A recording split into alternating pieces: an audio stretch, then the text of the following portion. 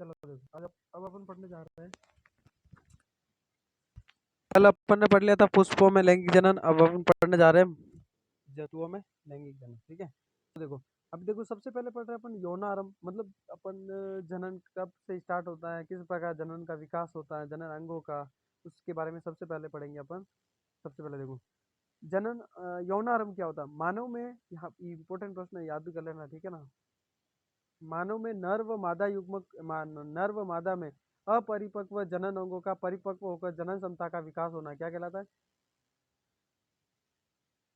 यौनारंभ कहलाता है। नरों की अपेक्षा मादा में यौनारंभ पहले से प्रारंभ हो जाता है। मानव नर में यौनारंभ 14 से 16 वर्ष की आयु में वृषणों की सक्रियता तथा शुक्राणु उत्पादन के साथ साथ शुरू होता है, जबकि मादा में 12 से 14 वर्ष, मतलब 2 साल का अंतर है। मादाओं में क्या 12 से 14 वर्ष, जबकि नर के अंदर क्या होता है, नर के अंदर 14 से 16 वर्ष के साथ होता है। ठीक है, अब यहाँ पर देखो इसमें देखो यौनारंभ के समय जो अपने मादा नर और मादा के अंदर जो शरीर के अंदर शारीरिक परिवर्तन होता है। सबसे पहले देखो आयु वृद्धि में क्या होता है, स्तन ग्रंथियों की वृद्धि होती है, रजोदर्शन का आरंभ होता है यौनारंभ के समय। ठीक है, दूसरा दाढ़ी मूछ नर के अंदर दाढ़ी मूछ का आना, और मादा के अंदर कमर के निचले भाग का चौड़ा होना इत्यादि जो परिवर्तन होता है यौनारंभ के समय इत्यादि परिवर्तन होता है। ठीक है, अब देख तो सबसे पहले अपन पढ़ेंगे फर्टिलाइजेशन, निषेचन की प्रक्रिया। अब देखो अपन ने पहले पुष्पों के बारे में पढ़ा था, तो पुष्पों में जो जनन होता है वो उसे कहते थे अपन पॉलिनेशन, मतलब परागण कहलाता था। लेकिन मानव के अंदर जो जनन हो रहा है वो निषेचन प्रक्रिया द्वारा होता है। किस प्रकार होता है वो देखते हैं अपन। देखो सबसे पहले इसमें देखो अपने नर युग्मक तथा मादा युग्मक का संलयन ही अपन को संलयन की घटना को क्या कहते हैं अपन, निषेचन। जबकि परागण क्या था, पराग कणों का वर्तिकाग्र पर स्थानांतरित होना, उसे अपन परागण कहते थे।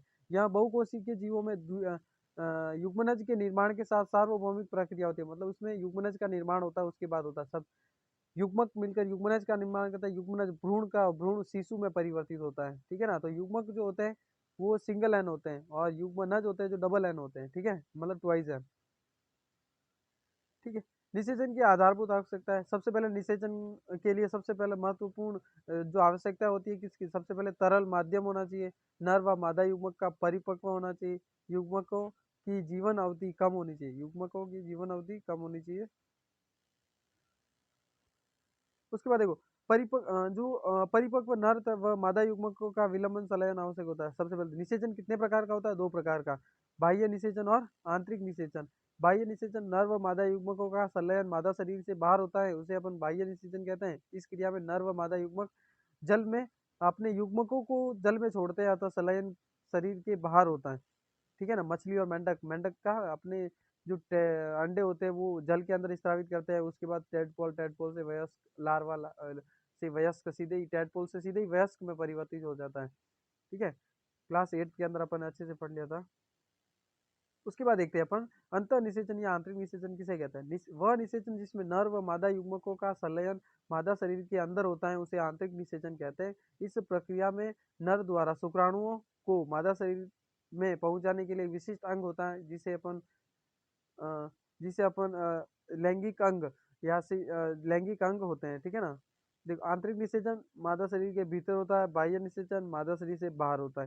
ठीक है, उदाहरण के लिए कीट पक्षी सरीसृप स्तनधारी जो होते हैं आंतरिक निषेचन की प्रक्रिया होती है। ठीक है, तो देखते हैं अपन लैंगिक जनन जिसमें दो नर युग्मक होते हैं।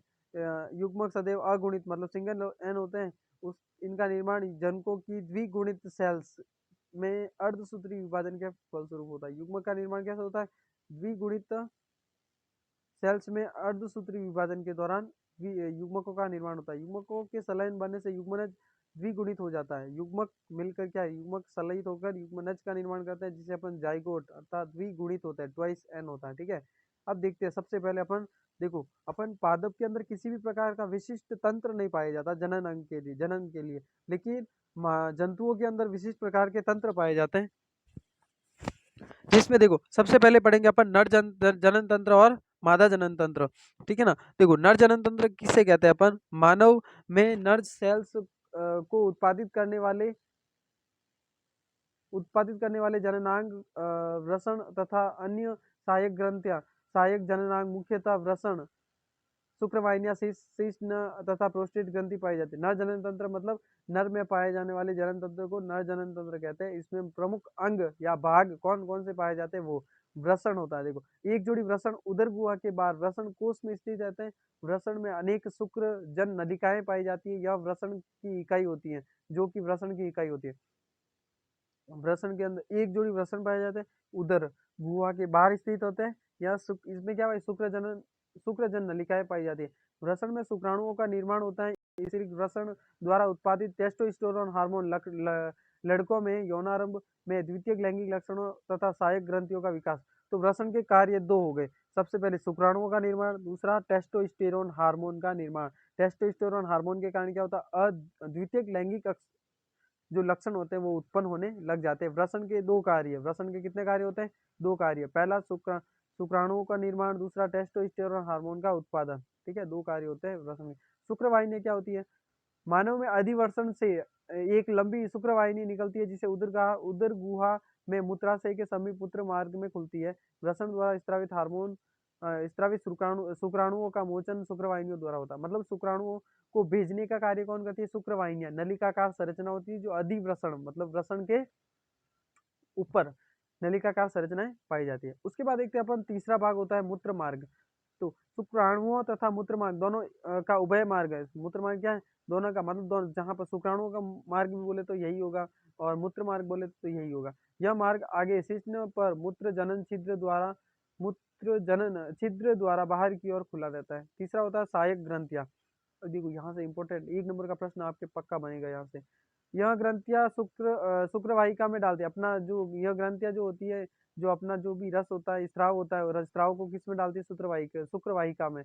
शुक्राणु तरल माध्यम में आ जाते हैं, फलस्वरूप इनका स्थानांतरण आसानी से होता है। यह स्राव शुक्राणु को पोषण प्रदान करता है। यह स्राव क्या करता है, शुक्राणु को पोषण प्रदान करता है। और देखो सहायक ग्रंथियां मुख्यतः तीन ग्रंथियां होती है। देखो जो नर जनन तंत्र है उसके अंदर सहायक ग्रंथियां, सबसे पहले प्रोस्टेट ग्रंथि, शुक्राशय और काउपर ग्रंथि। कौन कौन सी हो जाएगी, प्रोस्टेट ग्रंथि, शुक्राशय और काउपर ग्रंथि। ये कौन सी तीन मुख्यतः ग्रंथियां होती है। अब देखते हैं अपन शिश्न क्या होता है। देखो, मनुष्य के वृषण कोषों के बीच में उदर में लटका हुआ एक लंबा बेलनाकार संरचना अत्यधिक संवहनी मैथुनांक पाया जाता है, जिसे शिश्न कहलाता है। यह उदर भित्ति द्वारा ढका रहता है, उदर भित्ति द्वारा ढका रहता है। ठीक है ना, शिश्न लंबी बेलनाकार संरचना होती है जो वृषण कोषों के बीच उदर में लटका हुआ एक लंबी बेलनाकार संरचना होती है। ठीक है, उसके बाद पढ़ते हैं अपन नर हार्मोन। नर हार्मोन कौन सा होता है, टेस्टोस्टेरोन का उत्पादन वृषण द्वारा किया जाता है। शुक्राणुओं का उत्पादन किया जाता है, शुक्राणु के उत्पादन नियंत्रण करता है और नर में यौनारंभ के द्वितीयक लैंगिक लक्षणों का विकास करता है और सहायक ग्रंथियों का विकास करता है। तो देखो नर हार्मोन कौन सा होता है, टेस्टोस्टेरोन। इस नर हार्मोन के नाम पूछे, कार्य पूछे तो तीन कार्य, शुक्राणु के उत्पादन पर नियंत्रण, यौनारंभ में द्वितीयक लैंगिक लक्षणों का विकास और तीसरा सहायक ग्रंथियों के विकास का कार्य। ठीक है ना। अब देखो नर हार्मोन हो गया, अब बस अब पढ़ते हैं नर युग्मक। नर युग्मक क्या होता है, शुक्राणु होता है। आनुवंशिक पदार्थ पाए जाते हैं और शुक्राणु की गतिशील तीन भागों में विभक्त होता है। शीर्ष भाग, शुक्राणु कितने भाग होते हैं, तीन भाग होते हैं।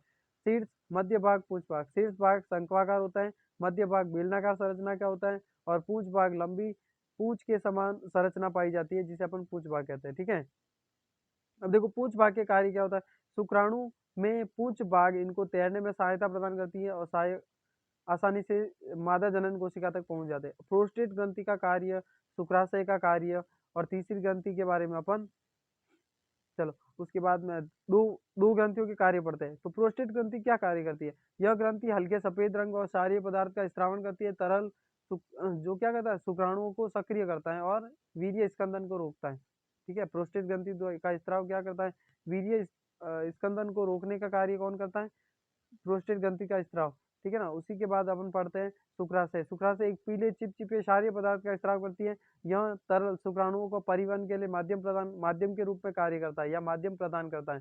यह शुक्राणुओं को पोषण प्रदान करता है। अब देखो इसमें अपन मेनली दो टॉपिक पढ़ते हैं। प्रोस्टेट ग्रंथि क्या करती है, यहाँ एक सफेद क्षारीय पदार्थ का और शुक्राशय पीले चिपचिपे क्षारीय पदार्थ का स्त्राव करती है और माध्यम प्रदान करती है, शुक्राणुओं को परिवहन का माध्यम प्रदान करती है और शुक्राणु को सक्रिय करता है। प्रोस्टेट ग्रंथि का स्त्राव शुक्राणु को सक्रिय करता है और शुक्राशय द्वारा शुक्राशय की जो सारी जो स्त्राव करता है वो शुक्राणुओं को परिवहन के लिए माध्यम प्रदान करता है।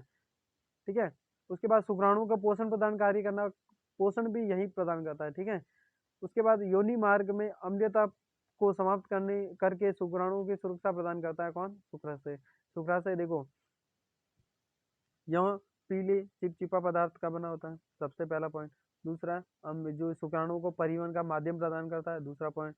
तीसरा, पोषण प्रदान करता है। चौथा, योनि में अम्लता के गुण को समाप्त करके शुक्राणुओं की सुरक्षा प्रदान करता है। ठीक है। अब देखो, इससे संबंधित आपको पीडीएफ चाहिए तो पीडीएफ मेरे एक टेलीग्राम चैनल बना हुआ है एसके एजुकेशन सेंटर, इस पर आपको ये आप इस चैप्टर की पीडीएफ मिल जाएगी। ठीक है। चलो ठीक है, ऑल द बेस्ट। अभी इसके बारे में कल अपन पढ़ेंगे मादा जनन तंत्र के बारे में। ठीक है। चलो ठीक है, बाय।